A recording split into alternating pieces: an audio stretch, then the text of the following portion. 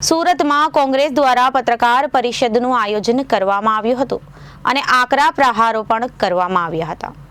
છેલ્લા 30 વર્ષમાં સરકારે જે રીતે ભ્રષ્ટાચાર કર્યા છે તેના લીધે લોકોને હવે હેરાન થવું પડે છે એવા આક્ષેપો તેમના દ્વારા કરવામાં આવ્યા હતા।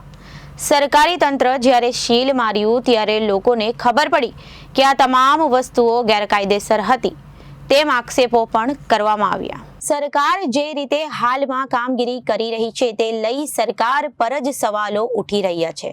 જ્યારે કોઈ ઘટના બને ત્યારે જ સરકારી તંત્ર જાગે છે, લોકો હેરાન થાય છે। તે બાબતે કોંગ્રેસ પક્ષે કલેક્ટરથી લઈ ઉપર સુધી લોકોને જાણ કરી છે। સરકારના બે વિભાગો જુદા જુદા હોય જેમાં કોઈ કોર્ડિનેશન નથી। જીડીસીઆરના નિયમો મુજબ કોઈ સામાન્ય વ્યક્તિ પોતાનું ઘરનું બાંધકામ બનાવી શકતો નથી। માર્કેટમાં તમે બોગસ બીયુસી સર્ટિફિકેટ આપી દેવાયા। મહાનગરપાલિકા કમિશનરે એવું કહ્યું કે અમે 2 મહિનાની તમે છૂટછાટ આપીએ છીએ। 2002માં ગુજરાત વિધાનસભામાં કાયદો પસાર કરાવાયો હતો। ડેપ્યુટી કલેક્ટર અને ડેપ્યુટી મ્યુનિસિપલ કમિશનર જેમાં હોવા જરૂરી છે। 185 માર્કેટમાંથી 17 જેટલી માર્કેટો બંધ થતા 30,000 લોકો અટવાયા હતા। સ્ટેન્ડિંગ કમિટીના જનરલ બોર્ડ સમક્ષ રજૂઆત કેમ નથી કરતા? જે રીતે સીલ કરેલ મિલકતોને 2 મહિનાની છૂટ આપી તો કઈ રીતે આપી શકો આકરાણી? લેતી વખતે તમે મંજૂર પ્લાનની માંગણી કરી તેમ નથી કરતા। ગેરકાયદેસર મિલકતોની જાણ અધિકારીઓને લાગતા વળગતા અધિકારીઓને કેમ નથી કરતા? કોર્પોરેશન એક હપ્તા વસૂલીનું કેન્દ્ર બની ગયું છે। એવી રીતે પ્રહારો કરવામાં આવ્યા હતા। સુરતના વેપારીઓ ટેક્સટાઇલ માર્કેટના હોય, હોસ્પિટલ્સ હોય, સ્કૂલ્સ હોય, શોપિંગ કોમ્પ્લેક્સીસ હોય, નાના વેપારી હોય, આ બધાને માટે જે આ સરકારે ખોટા કાયદાઓ બનાવીને જે મુશ્કેલીઓ ઊભી કરી છે એના કારણે હજારો ને લાખો લોકો હેરાન થાય છે। સરકારે નિયમો એવા બનાવવા જોઈએ જે પ્રેક્ટિકલ નિયમો હોય, જેનાથી લોકોને લાભ થાય। આવા ગૂંચવાળા ભર્યા જે નિયમો છે એનાથી સરકાર નરેન્દ્રભાઈએ તો શરૂઆતમાં આવીને એવું કહેલું કે અમે મોટાભાગના કાયદાઓ નાબૂદ કરી દઈશું। આજે બાંધકામને રિલેટેડ કાયદાઓ છે એ જ એટલા અઘરા છે કે જેનું પાલન થઈ શકતું નથી। અને રાજકોટની અંદર જે દુર્ઘટના કમનસીબ દુર્ઘટના થઈ ત્યાર પછી અહીંયા જે લોકોની ઉપર તૂટી પડી સુરત મહાનગરપાલિકા અને લોકોને જે હેરાનગતિ થાય છે એના કારણે આજે પ્રેસ કોન્ફરન્સ કરવાનું કારણ ઊભું થયું છે।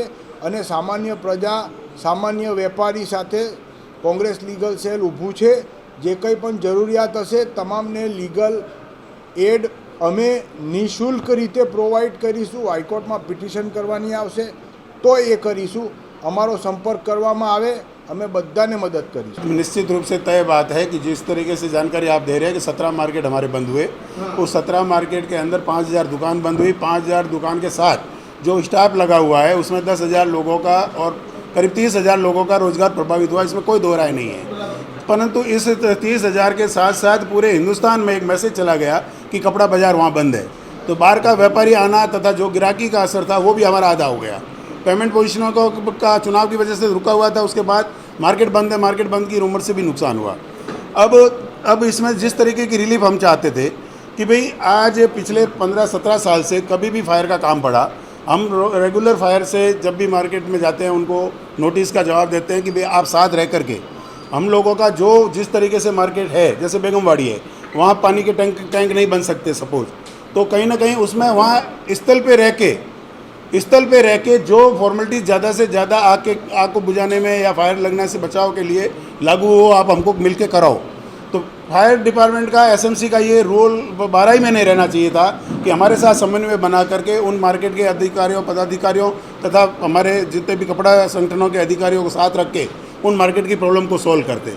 अब आप अचानक किसी मार्केटों को बंद करेंगे, बंद किसी चीज़ का सॉल्यूशन नहीं है। आज भी आप महीना भर भी बंद रखोगे तो भी उस मार्केट का प्रॉब्लम हल होने वाला नहीं है। आप उन मार्केटों को चालू रखते हुए हमारे से किस तरीके से सुविधाएं करवा सकते हो, एसएमसी को उस तरीके का नियम ला करके, और आप अपना गला नहीं छिटको, क्योंकि आपने वर्षों से 30 सालों के अंदर अगर इस तरीके का ध्यान दिया होता तो शायद ये मार्केट सारे कंप्लीट हो गए होते।